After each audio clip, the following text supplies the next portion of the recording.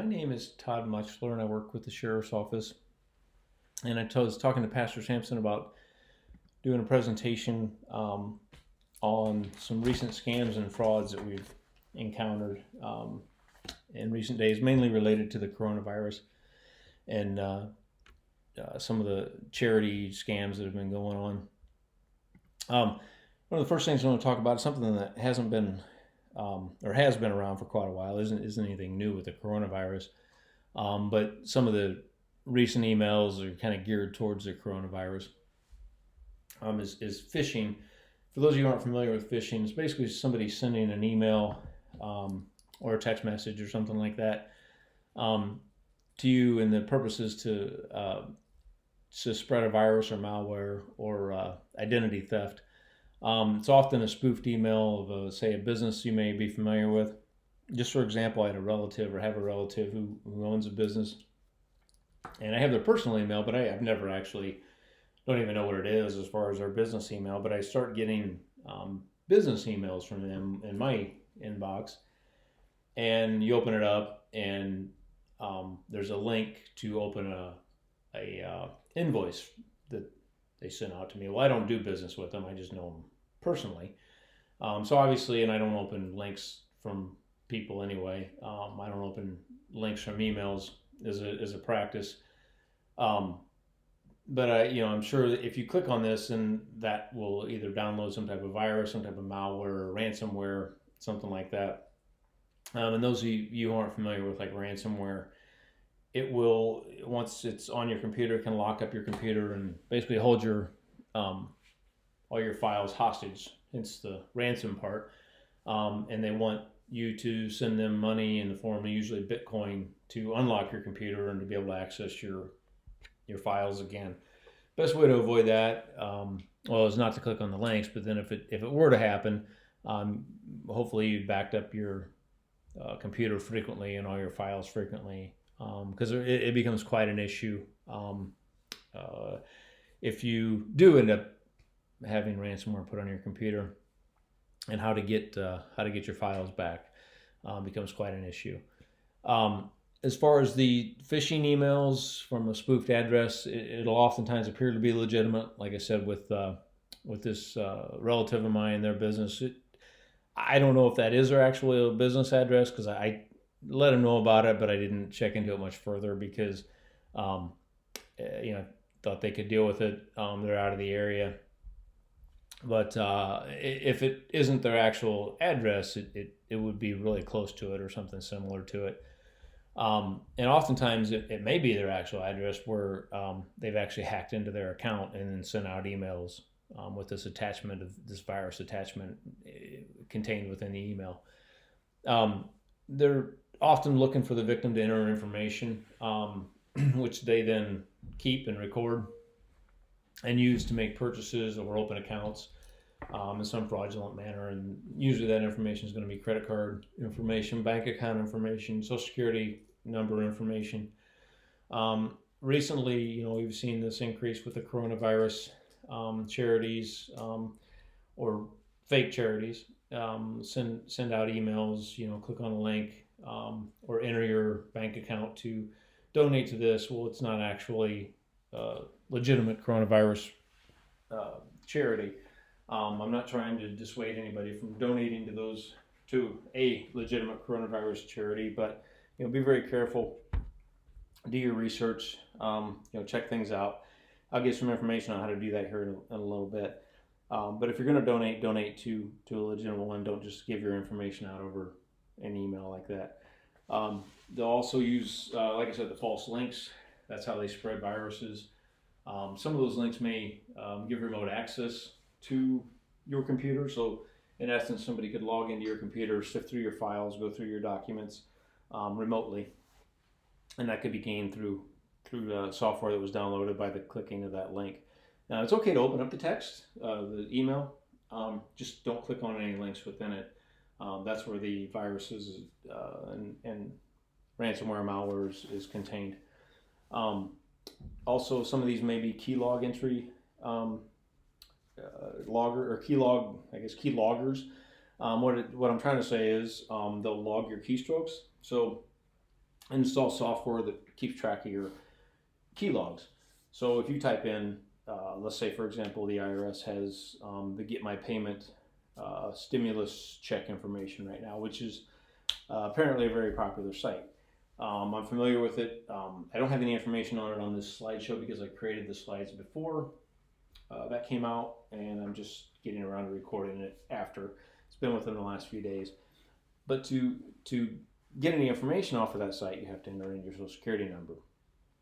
So when you type in your Social Security number and some other information, but when you type in your Social Security number, this malware is recording your key logs if it's on your computer, and then whoever installed it would be able to see the data that you put in. So they would be able to see this number, and they don't maybe necessarily know that it's that it is your Social Security number, but it's pretty easy to figure out.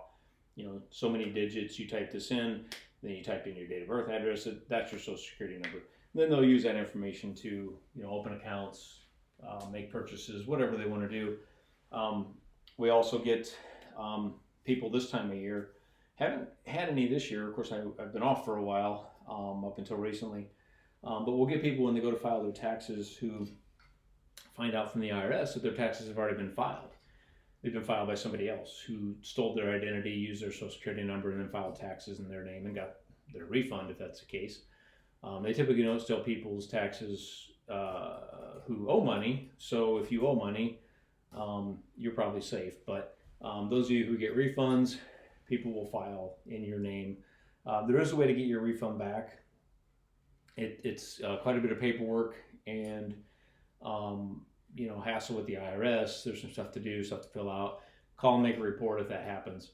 We'll point you in the right direction, do a report, and kind of get you going on that to get your money back. But just know that the easiest way to avoid that is to be careful, especially with these phishing emails, not give out that information, and don't click on the links that may put malware on your computer that would record that information. Be careful what you click. Like I said, know what you provide. So no bank accounts, no credit cards, no Social Security numbers over an email or a text message. These also can come in the form of text messages, message boards, chat rooms, that kind of stuff. They'll use those venues to gain that information also. I got a text the other day from a number I didn't recognize. I don't answer texts I don't recognize. I don't answer phone calls I don't recognize. And I certainly don't click on links on text that I don't recognize. I don't click on links on text that I do recognize, but I don't click on ones that I don't, for sure. This had a link. It was for a charity for COVID-19 relief. May have been legit. I doubt it, but I don't know because I didn't click on it. If I want to donate to this particular organization, I'll do it. I'll find a different way to do it. I'm not gonna click on a link on my text message from a number I don't know and then give my credit card number. So be careful with that. Be skeptical, and when in doubt, don't click. Do your research on this stuff. If you want to donate to a coronavirus relief fund, there's plenty out there that you can do that. So make sure you do your research and donate to one that you're not donating to some gang in Nigeria or somewhere. Careful, some of these are coming out too, where we have offers for vaccinations or home test kits. No, right now, there's no, at the time this was made here today, there's no vaccine for this virus. Some of the products they're selling are fraudulent. They don't do what they say they'll do. If you ignore the ads, first of all, but if you do, or if you are in need of masks, or if you want to try to get tested, you think you're sick, contact your health care provider, contact the CDC, contact your local health department. Don't buy into something on the internet that you saw that might be a little bit cheaper than you think it would be by going another route. It's probably not in the end going to be cheaper because it's going to cost you that money plus actually having to go get tested wherever. And I'm not sure, but I believe the details of the CARES Act, but I believe any testing and anything like that pertaining to this virus in particular, I believe is covered by the CARES Act, and again, I don't want to say because I'm not 100% certain, so I'm going to leave that caveat. But I believe that act will cover costs of medical care and medical testing related to this virus. So, if that's an issue, go get tested, go get your health taken care of, but do it through your healthcare provider, not something you found on the internet. And again, don't provide any personal information to those people at all. Know where your money is going. I had a guy the other day I talked to who's a law enforcement officer in another state, and he was needing to call his financial institution for whatever reason. He didn't really explain. But he Googled it and he was in a hurry, and he saw the number and he dialed the number, and he was talking to the people on the other end. Well, then they started asking him questions, questions that he didn't feel like they should be asking him. Some information, account information, credit card stuff like that really wasn't related to, to what he was calling about. So he went back, looked at the internet, and then realized that, wait a minute, this isn't my bank. He had called a number that was similar. They had it set up to where if you Google it, their name came up, or maybe he misspelled it and it came up. It was close. These fraudsters will oftentimes have numbers that are close to your financial institution. They'll have websites that are close to the financial institution, maybe spelled a little bit differently, so they come up in a web search. Or you accidentally type it in, maybe a letter off or have an S at the end of it or something. But make sure you're on your legitimate website. Make sure you're calling your legitimate institution if you are calling your bank for whatever reason. If you have a bank statement, I know a lot of people don't get paper anymore, but if you have a bank statement with the actual address, phone number rather on it, take the phone number from that. And just be wary when you're calling. Make sure you're actually calling who you think you're calling. At the bottom, if you do want to give to any of these organizations, and I'm certainly not promoting or demoting any of it, but I just want you to be safe. Here's some links to different organizations that give you information on charities, what's legitimate, what's not. So those are kind of useful. And again, I'm not promoting anything on here, but just giving some information of places to go if you do want to research that kind of thing. Phone calls. So get a lot of phone calls. I'm going to tell you, I recently had to get another phone, so I have two phones now. I have the one I've had, and then I have a new one for a different purpose. And the old one has been on the do not call list for quite a while. The new one is not, and then when you sign up, which I have, it takes about 30 days apparently for whatever reason to actually take effect. And I can tell you for a fact that the do not call list does work to a degree, because I still get spam calls on the old one, but I get 10 to every one on the new one that I do on the old one. So it's extremely annoying. But the other side of that is I don't answer phone calls from numbers I don't know.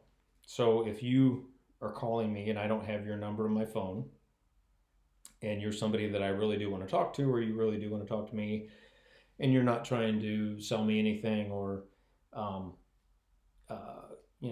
steal any money from me, leave me a message. That's my philosophy, is if you want to talk to me, you can leave a message. I'll call you, and then I'll put your number in my phone for next time when you do call. I'll answer. Same thing with the text. I don't answer texts from numbers I don't know. I don't click on links I don't click on links in any text for that matter. The only time I really would click on a link, even in an email, would be is if I at work for some reason needed something. I might call somebody on occasion and say, hey, can you send me the link for this? I know it's coming. I know what it is. I know exactly who it came from. In that instance, I might click on it. But otherwise, I don't click on any type of link, any type of PDF document that somebody just randomly sent me, especially somebody I don't know, because all that can contain malware that can be installed on your computer and your phone just as well. So be careful what you click on. Like I said, don't answer those calls. If you feel compelled to answer them, hang up. If it's not somebody that you want to talk to, if it's a scammer or a telemarketer or whatever, but certainly don't give out any personal information over those calls. Bank account, credit card, social security number, all that type of personal stuff.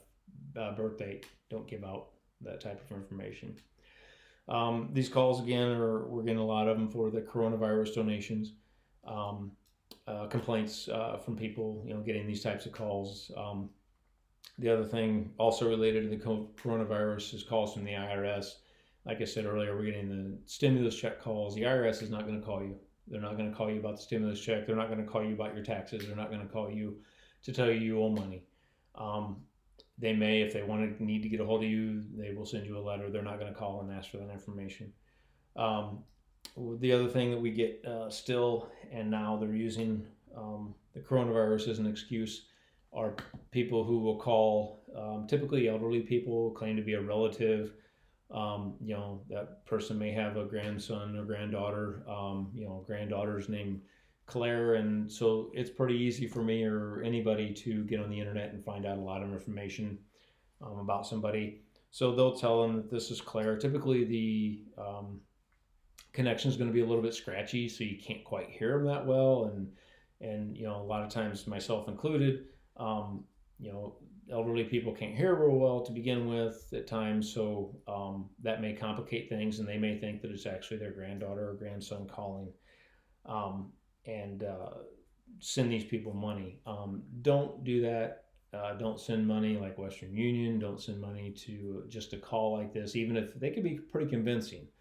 My friend in Nevada who got the call the other, actually called the bank the other day. He said the people on the other end were pretty convincing. There's a few things that made him skeptical. That he went back and did the research on the internet there and realized that it wasn't his bank, but they were pretty convincing. And these people can be pretty convincing too. Um, if you get a call like that, hang up the phone and call your granddaughter or call your son and see if your granddaughter's okay, or do some research, find out from a relative before you act and do anything, before you give them any information, or definitely before you send them any money. Because the reality of it is oftentimes there's nothing that law enforcement can do about this because they are in a different country, certainly in a different area typically, but they are in a different country. Don't let that deter you from making a report, but definitely do that. But oftentimes there may be nothing that ultimately can be done. But definitely make the report, and we'll at least see what we can do. Some of the times the calls can get threatening. We'll get there for a while. We would get calls because they would call us because somebody, and I'm glad they did, because these were people actually doing their research and double checking. People will call because they got a call from supposedly the sheriff's office by supposedly a deputy or somebody who said that they had a warrant for their arrest and they needed to send money to clear it up, to pay the warrant, or they were going to come and get arrested. I can tell you right now, 27 years of doing this job, I've never called anybody to tell them they had a warrant. I'm not going to call anybody to tell them they had a warrant. And if I did, I wouldn't ask for money over the phone. And if I did, I wouldn't ask for the money to be paid in Apple iTunes cards or some form that just sounds completely outlandish. So stuff like that sounds crazy. It is. We're not going to call you and ask you to send money for a warrant. If you have a warrant, you may get arrested at some point and brought in, but that's a whole different scenario. And if you don't think you have a warrant, you probably don't have a warrant.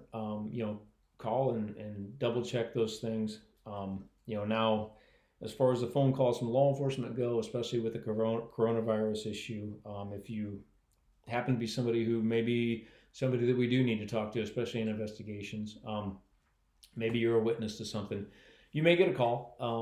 Not typically how we do things because we like to interview people in person, but we've been instructed with the recent virus issues to try to call as many people as feasible, that we don't necessarily absolutely have to see in person, try to limit contact. So we may call, may ask a few questions.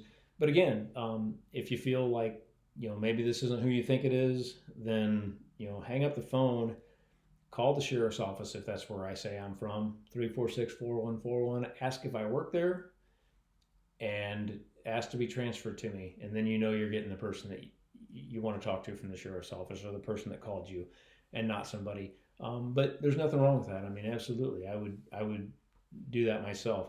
But I want to make sure I know who I'm talking to. So, reverse engineer that if you need to, and make sure who you're talking to.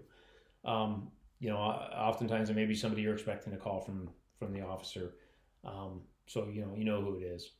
But just be careful and don't give out any personal information. I'm not going to call and ask you for your bank account.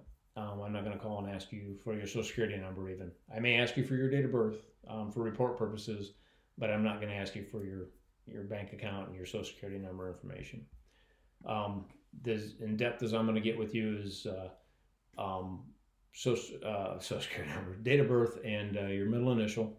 If I need that other information, say you did want to make a fraud claim, and I do need your credit card number and that kind of stuff to put on a report, I'm gonna get it from you in person or some physical manner. I'm not going to get that over the phone from you. Okay. So remember, the IRS isn't going to call you, and law enforcement isn't going to call you regarding a warrant or anything like that. On the last slide, we talked about how sometimes these people get a little threatening. They're going to come and arrest you. We've had them threaten to come and physically harm people. Most of the time they're not even in this country. They're not going to show up. But definitely call law enforcement, make them aware, so that way we're aware. We may have a lot of complaints of the same manner, but at least we know. We know about it. And remember, like I said, it's very easy to learn information about somebody. So be wary when somebody knows a lot about you. They may sound convincing, but I'm not sure I understand. Sorry, my Siri's going off. They may know a lot about you, but just do your research and make sure that it's actually who they say they are, because oftentimes it may not be, especially if it's from a number you don't recognize. And used to be with those scams with like the grandchildren, they would be on vacation or something, away at college or whatever. No, right now there's no colleges really. I mean, there may be a few somewhere, but they're really not open. I know some may still be living away, but a lot of the grandchildren and people like that, I mean, be mindful too that those things aren't actually going on. A lot of those kids, a lot of those people are at home. So call and check and just follow up on it. Careful on the links in the emails and the call answering. And again, I don't answer calls and I don't answer emails or texts from people I don't know. So, if you want to talk to somebody, leave me a message. I'll call you back. We'll put your number in there next time. I'll answer you when you call. Someone does send you a link for some reason and you think it may be legitimate, because sometimes they're tempting to. Again, follow up, call that person if you know them, and confirm that, hey, did you send me this link? And then make sure it's not some scam, because a lot of times people get hacked and it looks legit. It may be legitimately from their email, but they didn't send it. So follow up, do your research on that, and when in doubt, stop. Don't do it. It's okay to not click on the link. It's okay to not answer the phone call. And again, if you have a question or need to make a report, call your local law enforcement agency, and make that report. You can also report online activity to IC3, www.ic3.gov. Again, that's www.ic3.gov. They track complaints on there. And again, a lot of times it's out of the country or somewhere where we can't do anything about it, but they track it. And then if it becomes a big enough issue, there are some things that can happen. They can maybe shut a website down, something like that. But just, at least make the report, whether it's online or to your local agency. Got a black screen here, but remember, as one other story real quick too before I end this. If something sounds too good to be true, it probably is. I had a person call me the other day who claimed, and this goes back to like the grandchild phone call you may get. He had somebody call him who said they were from some bank in Canada who had an account held with the person who was deceased. This person had the same last name as the person who called me, and they said that it was some long lost relative that they've never met. And that this person had $40 million in this account, and they were trying to track somebody down because they didn't know what to do with this money. And they were so glad that they found this kin, not next to kin, but this kin who, that they could give the money to. So they were telling him that he was going to get $40 million. He never heard of this relative. This relative didn't exist. If it sounds too good to be true, it is. How this works are the same way as the Mexican lottery scams or Canadian lottery scams or whatever. And again, if you've never played the Mexican lottery or bought a Canadian lottery ticket, then don't, you didn't win any money. So what happens is they say, in this instance, you have $40 million sitting here that this relative didn't really necessarily leave to you, but you're the only person that we could find who's related to him, and we're gonna send you the money. However, to do that, we have a lot of paperwork up here, so we need to have you send us $1,000 to fill out all the paperwork. And once we get all the paperwork filled out, we'll send you the check with the $40 million, or we'll deposit it into your bank account. Or hey, by the way, give us your bank account number. That way we can deposit it right into there. And then they'll take your $1,000, and if they think they can get more out of you, they'll call you back and try to get a little more. Tell you there was some snag and they need a little more money, and they'll bleed you out until you finally get tired of giving them money. And if you give them your account number, then they'll just drain your bank account too. But the bottom line is you'll never get your $40 million because it doesn't exist. This person didn't really even probably exist. And if they did, they weren't related to you and didn't leave you $40 million. So just be cautious, be careful. If it sounds too good to be true, it is. Again, if you take anything from this today at all, just question stuff. Be careful. Do your research. Know what you're donating to. Know who you're giving your money to, and certainly who you're giving your personal information to. And be careful what you're clicking on the internet, on emails and that type of thing. If you have any questions, feel free to call your local law enforcement. Call the sheriff's office. I didn't include a slide with my information, but again, my name is Todd Mutchler, and you can call my office. My direct line is 309-478-5622. Again, 309-478-5622. If you want to call, leave me a message, or if I happen to be there, be more than happy to try to answer any questions for you if you have any. But hopefully some of this was a little bit useful, and hopefully we can prevent some people from losing some money or losing their information in the future. So I thank you, and everybody have a good day.